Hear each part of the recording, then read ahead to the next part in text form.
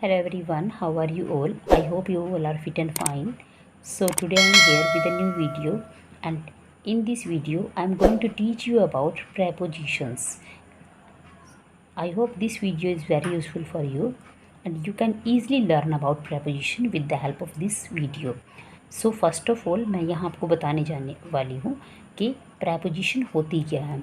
अगर हम preposition word को ध्यान से देखें तो preposition वर्ड में क्या है, प्रीपोजिशन, प्री प्लस पोजिशन। हम इस वर्ड को दो अलग अलग टुकड़ों में तोड़ सकते हैं, प्री एंड पोजीशन। प्री मतलब पहले और पोजीशन मतलब स्थान। मीन्स प्रेपोजिशन वो वर्ड हैं जो नाउन या प्रोनाउन से पहले यूज़ किए जाते हैं, और नाउन या प्रोनाउन से पहले यूज़ करके हम इसको जो है शो करते हैं इसका relation something else in the sentence, sentence में किसी और चीज़ के साथ। तो आप प्रेपोजिशन को इस तरीके से इसको डिफाइन कर सकते हो। A preposition is a word placed before a noun or a pronoun to show its relation with something else in the sentence. Preposition एक ऐसा वर्ड है जो नाउन या प्रोनाउन से पहले यूज़ किया जाता है, उस नाउन या प्रोनाउन का सेंटेंस में किसी और चीज़ के साथ उसका रिलेशन शो करने के लिए, उसका संबंध दिखाने के लिए। तो प्रेपोजिशन एक ऐसा शब्द है जो नाउन या प्रोनाउन के साथ आकर सेंटेंस में किसी और शब्द के साथ उसका संबंध दर्शाता है। So here are some use of preposition. First preposition is at. At किस लिए यूज होती है, देखिए एट जो है वो निश्चित समय को बताने के लिए यूज होती है। As I get up at 5 AM निश्चित स्थिति को बताने के लिए, पोजीशन को बताने के लिए यूज़ होती है। He will be at home, वह घर पर है, उसी एग्जैक्ट पोजीशन को बता रहा है। गांव के नाम से पहले मीन्स जो छोटे गांव या शहर हैं उनके नाम से पहले हम एट यूज़ करते हैं। कुछ समय के लिए अगर हमें एक स्थान पे जो है वो स्टे दिखाना हो, ठहराव दिखाना हो, तो उसके नाम से पहले भी जो है वो एट यूज़ होता है। For example he stayed at Delhi. Same as जो सबसे ज़रूरी बात है, डॉन सूर्योदय के समय, नून दोपहर का समय, नाइट एंड त्योहारों के नाम से पहले भी एट यूज़ किया जाता है। So this is all about eight. Next इन।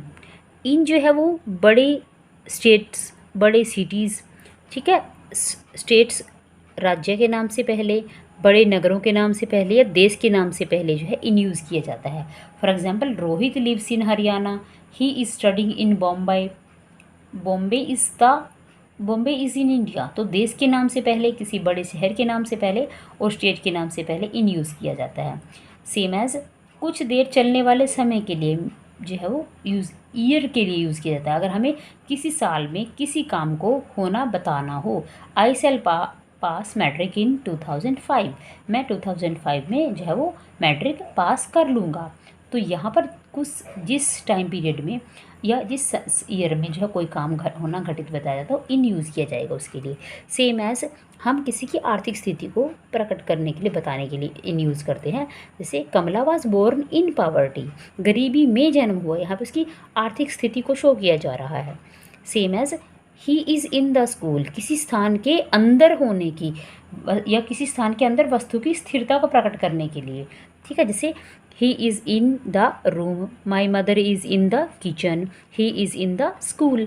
तो ये सब किसी चीज़ के बारे में के अंदर हमें कोई वस्तु की स्थिरता प्रकट करने के लिए यूज़ किया जाता है। Next is to. टू जो है वो गंतव्य स्थान से पहले, हमें किसी स्थान की तरफ जब कोई दिखाना हो अपना गंतव्य, तो गंतव्य स्थान से पहले, किसी स्थान पे जाने से पहले, से I go to school, he go to market, he goes to market. तो I go to school Delhi, तो यहाँ पे स्कूल जो है उसका जो क्या है, जाने का स्थान है, गंतव्य स्थान। I want two by pencil, infinitive verb से पहले, यहाँ पे टू बाई क्या है, वो इन्फिनेटिव वर्ब है, और इन्फिनेटिव वर्ब हमेशा टू के साथ आती है, infinitive with two. It is 5 to 12, time से पहले, टाइम को बताने के लिए कि इस समय से इस समय तक, 5 to 12 मीन्स 5 बजे से 12 बजे तक, इट इज़ 5 to 12। तो यहाँ पे तक जो है टाइम पीरियड को बताने के लिए यूज़ किया जाता है to. Next is on. On preposition जो है किसी दिन के नाम से पहले, किसी डेट से पहले यूज़ की जाती है। तो डे के नाम से पहले और डे से पहले और डेट से पहले दोनों से पहले ऑन यूज़ किया जाएगा। I shall meet you on Sunday. India got freedom on 15 August 1947।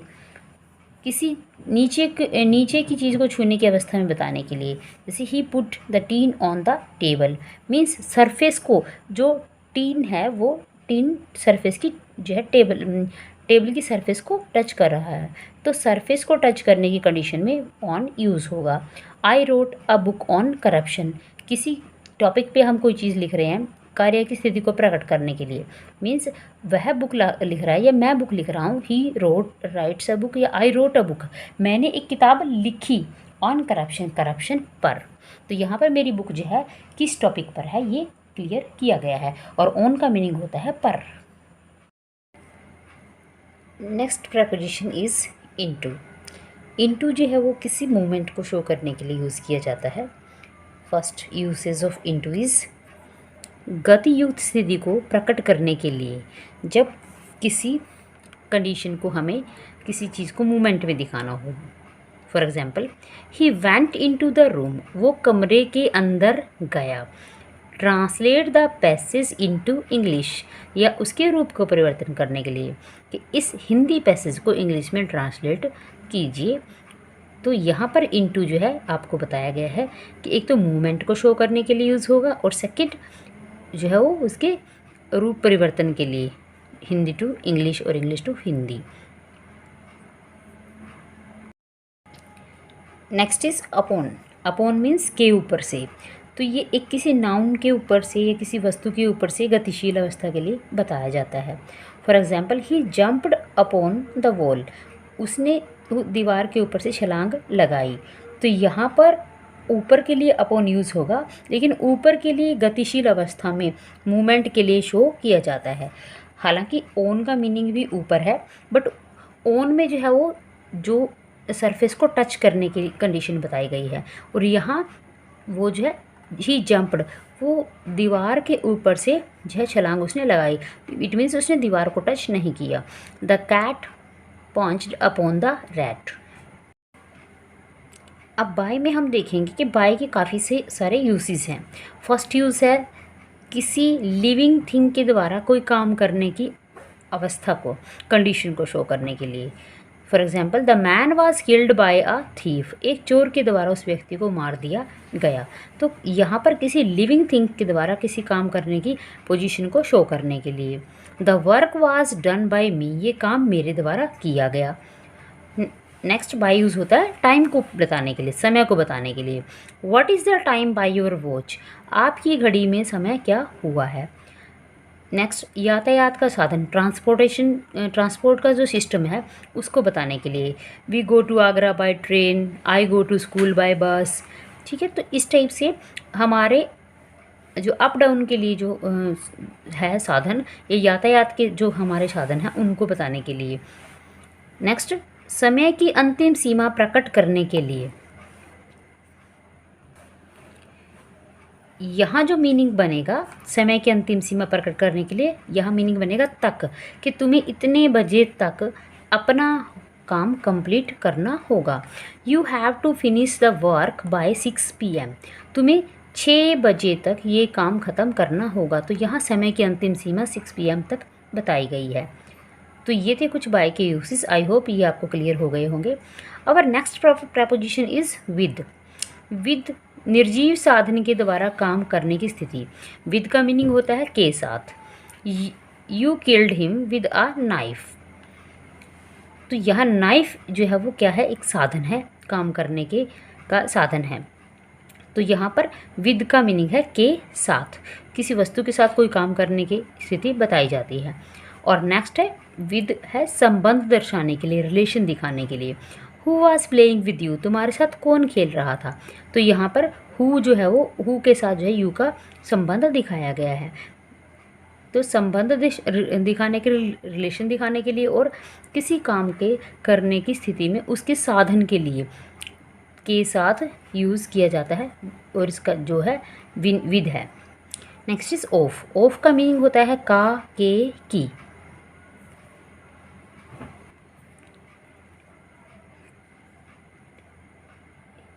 She is the daughter of a rich man.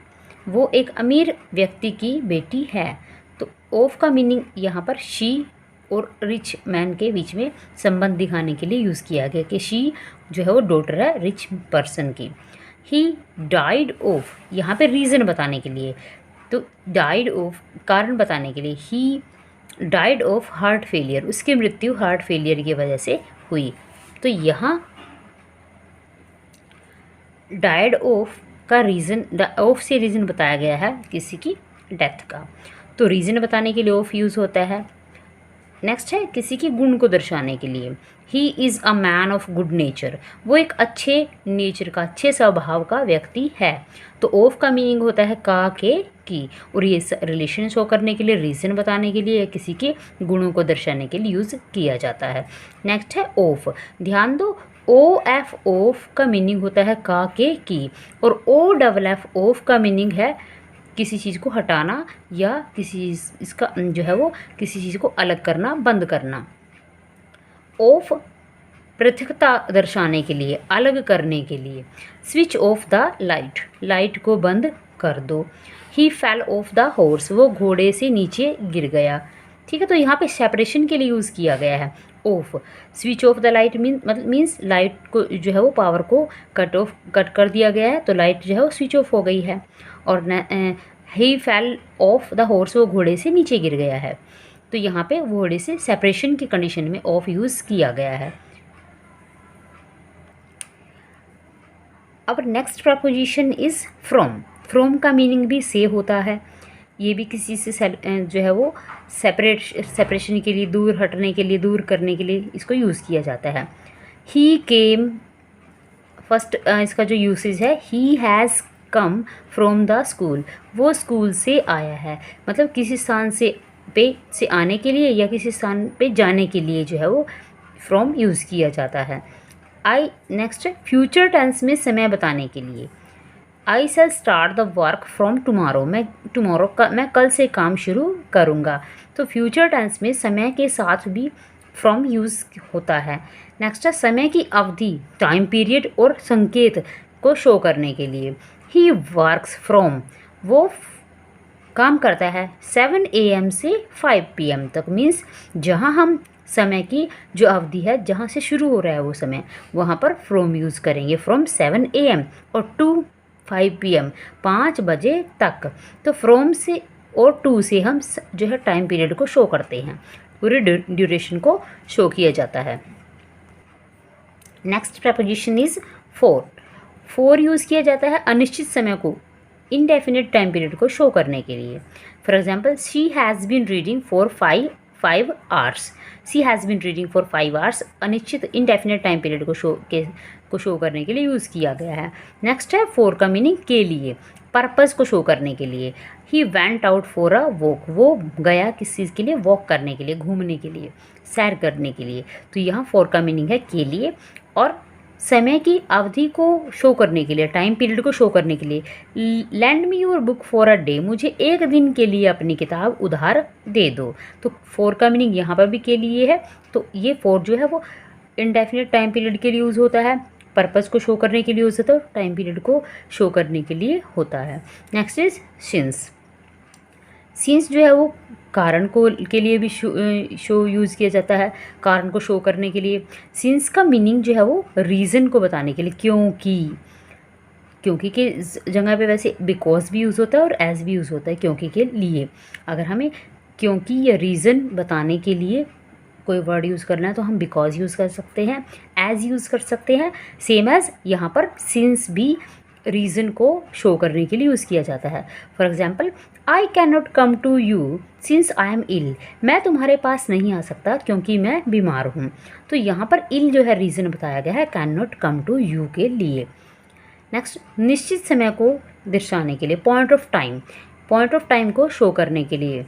She has been reading since Monday, वो मंडे से पढ़ रही है। तो पॉइंट ऑफ टाइम के लिए सिंस यूज़ किया जाता है और पीरियड ऑफ टाइम के लिए फॉर यूज़ किया जाता है। Our next preposition is with in. With in का मतलब होता है के अंदर यूज़ होता है, किसी समय के अंदर या किसी स्थान की सीमा के लिए यूज़ किया जाता है। He will return within a week, वो एक हफ्ते के अंदर आ जाएगा या एक हफ्ते में आ जाएगा। Women live with in the 4 walls of the home, महिलाएं जो है वो घर की 4 दीवारी में रहती हैं। तो यहाँ पे किसी प्लेस की सीमा के लिए, लिमिट के लिए और किसी टाइम पीरियड के लिए कि इस टाइम पीरियड के अंदर अंदर ये चीज़ें घटित होंगी। तो विद इन जो है वो के अंदर या के में जो है वो में या के अंदर अंदर जो है उसके लिए शो जो है यूज़ किया जाता है, तो उसको शो करने के लिए। तो विद इन का आई होप कि आपको समझ में आ गया होगा यूसेज। नेक्स्ट है आफ्टर। आफ्टर का मतलब होता है के बाद। ही केम हेयर आफ्टर डिनर, वो यहाँ डिनर के बाद आया। पास्ट टेंस को शो करने के लिए कि पास्ट में कोई घटना घटी, उसके बाद जो है ये यहाँ पर नेक्स्ट एक्टिविटी को शो किया गया है।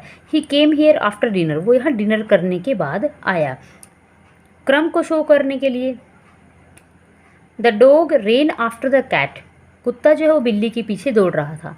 तो यहाँ पर क्रम को शो करने के लिए भी आफ्टर यूज़ किया गया है, के बाद या के पीछे। आफ्टर का मीनिंग यहाँ पर है। नेक्स्ट मैं आपको समझाने वाली हूँ डिफरेंस ऑफ सर्टेन प्रपोजिशन। कुछ प्रपोजिशन ऐसी होती है जो यूज़ तो होती है सेम चीज़ के लिए, लेकिन उनके बीच में कुछ हल्का फुल्का थोड़ा बहुत डिफरेंस होता है। तो उस डिफरेंस को बता रही हूँ मैं यहाँ पर। पहला हमारा जो डिफरेंस है वो है इन और एट के लिए। इन और एट का प्रयोग स्थायी वस्तुएं, थिंग्स एट रेस्ट के लिए किया जाता है। For example, she is in her room, वो अपने कमरे में है। She is in his bed, वो अपने जो Shyam is in his bed, वो श्याम अपने बिस्तर पर है। I met him at the station, मैं उसे स्टेशन पर मिला। Romi is at the top in her class, Romi जो है अपनी क्लास में सबसे टॉप में है। तो यहाँ पर इन और एट जो है वो थिंग्स एट रेस्ट, किसी एक पर्टिकुलर पोजीशन को शो करने के लिए यूज़ किया गया है। नेक्स्ट प्रपोजिशन है हमारी टू और इनटू। टू और इनटू का प्रयोग होता है थिंग्स इन मोशन के लिए, वो चीज़ें जो मोशन में हैं ऑलरेडी, जो चल रही हैं, मूविंग थिंग्स के लिए, या मूविंग जो है वो वर्ब को शो करने के लिए यूज़ किया जाता है। For example, he ran to me, वो मेरे पास दौड़ कर आया। तो ही जो है वो मेरे पास जब वो आया तो ही इज़ इन मोशन, वो एक गति में था। I am going to Delhi, मैं दिल्ली जा रहा हूँ। I am also in motion, मैं दिल्ली जा रहा हूँ तो मैं मोशन, गति में हूँ। चलती हुई चीज़ों के लिए, चलती हुई वस्तुओं के लिए आइदर दे आर लिविंग और नॉन लिविंग, इन और इनटू और टू यूज़ किया जाता है। She rushed into the classroom, वो क्लासरूम में दौड़ कर गई। तो यहाँ पर शी क्या है, वो मोशन में है, गति को शो करने के लिए यूज़ किया गया है। इनटू बाहर से अंदर जाने की अवस्था को दर्शाता है, यहाँ ध्यान रखेंगे, बाहर से अंदर जाने की इनटू। और टू जो है किसी डायरेक्शन की तरफ जाने के लिए, जैसे ही रेन टू मी, वो मेरी तरफ दौड़ के आया तो वो मेरी डायरेक्शन में दौड़ के आया। I am going to Delhi, मैं दिल्ली की तरफ जा रहा हूँ। और इनटू जो है वो बाहर से अंदर किसी जगह पे जाने की अवस्था को दर्शाता है। Next is on and upon. On और अपॉन का प्रयोग होता है, देखिए ऑन का प्रयोग होता है थिंग्स एट रेस्ट, जो चीज़ें एक स्थिर अवस्था में हैं उनके लिए।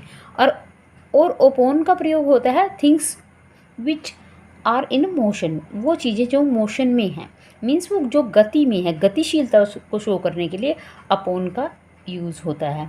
और ऑन का मीनिंग होता है जो थिंग्स रेस्ट पे हैं, मीन्स जो थिंग्स एक ही जगह पे स्टेबल कंडीशन में हैं। और ऑन में जो है वो जो चीज़ें हैं वो सरफेस को टच करती हैं, और अपॉन में वो ऊपर से गति करती हैं किसी चीज़ के। हालांकि हिंदी मीनिंग दोनों का ही है ऊपर। देखिए ऑन का प्रयोग स्थिर अवस्था में, मीन्स थिंग्स एट रेस्ट के लिए यूज़ किया जाता है। और अपॉन का प्रयोग मोशन के लिए यूज़ किया जाता है। देखिए ऑन का प्रयोग मोशन को व्यक्त करने के लिए किया जाता है, और ऑन जो है वो थिंग्स एट रेस्ट के लिए यूज़ किया जाता है। For example, Rahul sat on the wall, Rahul दीवार पर बैठ गया। तो राहुल जो है वो दीवार पर है और वो एट रेस्ट मतलब वो स्थिर अवस्था में है। The cat jumped up on the table, बिल्ली ने टेबल के ऊपर से छलांग लगाई, तो वो ऊपर से तो गई लेकिन उसने टेबल की सरफेस को टच नहीं किया, वो क्या है next is by and with. तो यहाँ ध्यान देने वाली बात ये है कि बाय का यूज़ किया जाता है किसी एजेंट मीन्स जिसके थ्रू कोई काम करवाया जाता है, अर्थात किसी लिविंग थिंग के लिए, किसी सजीव वस्तु के द्वारा, सजीव जो है प्राणी के द्वारा कोई काम करवाने के लिए होता है। जबकि विद का प्रयोग किसी इंस्ट्रूमेंट, किसी यंत्र के द्वारा, अर्थात निर्जीव के द्वारा या नॉन लिविंग के द्वारा काम करने के लिए यूज़ किया जाता है। The Hunter killed the bird with the gun. तो यहाँ विद का प्रयोग हुआ है जो है वो इंस्ट्रूमेंट के द्वारा। तो हंटर ने क्या इंस्ट्रूमेंट क्या यूज़ किया, गन। तो गन यहाँ पे इंस्ट्रूमेंट है जिसके जिसके जिसके साथ हमने विद यूज़ किया है। Next is the thief was shoot dead by the police. The thief was shoot dead by the police. Police ने चोर को मार गिराया। तो यहाँ पर पुलिस और चोर दोनों ही जो क्या है वो लिविंग थे। तो लिविंग के साथ जो कोई काम बताया जाता है तो बाय का प्रयोग किया जाता है, और किसी इंस्ट्रूमेंट या नॉन लिविंग के द्वारा जब कोई काम होना बताया जाता है तो विद यूज़ किया जाता है। Next is between and among. जैसे कि आप लोग जानते हैं बिटवीन और अमंग के बीच में लिए यूज़ होता है, इसका हिंदी मीनिंग सेम है बट इनका यूसेज अलग अलग है। इनके यूसेज को हम ध्यान से समझते हैं। देखिए, बिटवीन का प्रयोग होता है दो वस्तुओं या दो चीज़ों के बीच में, दो चीज़ों के लिए। जब हमें टू पर्सन्स या टू थिंग्स के बारे में बताना हो, उनके बीच में कोई चीज़ बतानी हो तो हम बिटवीन यूज़ करेंगे। जबकि अमंग का प्रयोग दो से अधिक के लिए यूज़ होता है। अमंग का जो यूसेज होता है वो दो से अधिक के लिए, और बिटवीन का जो यूसेज होता है वो दो वस्तुएं, दो जो है व्यक्तियों के लिए। For example, the apples were distributed between Ram and Shyam. तो यहाँ एप्पल्स को डिस्ट्रीब्यूट किया गया राम और श्याम के बीच में। राम और श्याम यहाँ पे दो पर्सन हैं तो उनके लिए यूज़ किया गया है between. She works among the poor. वो गरीबों के बीच में काम करती है। तो यहाँ पर जो है वो पुअर एक से ज़्यादा है तो उनके लिए जो है वो दो से ज़्यादा है तो उनके लिए यूज़ किया गया है अमंग। आई होप आपको अमंग और बिटवीन का जो है वो क्लियर कट समझ में आ गया होगा। Next is in and with in. देखिए, इनका यूज़ होता है समय की समाप्ति पर, at the end of time.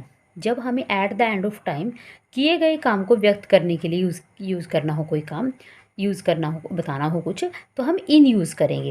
At the end of time के लिए इन यूज़ होता है, और विद इन का प्रयोग होता है उस टाइम के अंदर अंदर, विद इन द टाइम। ठीक है, किसी टाइम के अंदर अंदर, किसी समय सीमा के अंदर उस काम को व्यक्त किया। Next is in and after. इनका प्रयोग होता है भविष्य काल में आफ्टर को व्यक्त करने के लिए।